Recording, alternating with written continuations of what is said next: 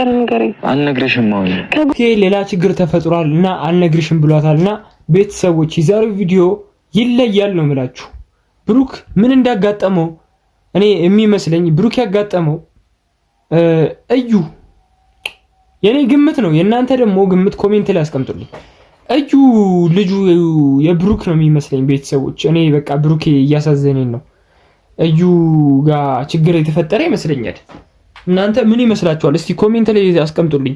ሃይሚን አልነግራትም ያላት አዲስ አበባ እንዲነግራት ስለፈለገ ነው። እዚህ መታ ብጨለል ወይ ብቀውስ ሃይሚ ገብቷችኋል ጥሩ አይመጣምና ብሩኬ አስተውለ መንገርህ ጥሩ ነው። ይሄም ላይሆን እኮ ይችላል። የኔ ግምት ነው።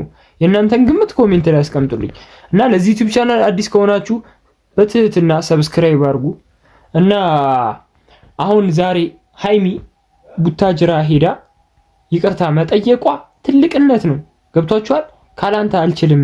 እኛም እኮ እናውቃለን ሃይሚ አይደለ ከሱ ካለሱ አቺ ካለ ብሩክ ውጪ አችልም እና ሃይሚ ብቻ ቤተሰቦች ዛሬ ቪዲዮ ይለያል ያልኩት ምክንያት ለዛ ነው። በቃ ሃይሚ ትልቅነቷን ያሳያል።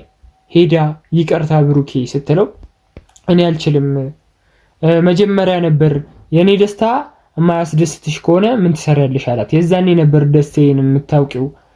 ገብቷችኋል? ልጁ አሁን ተወልዷል አይደል እንዴ? ግን ምንም መረጃ ምናምን አልተሰጠንም እና ሚፍታም ደግሞ ሄደህ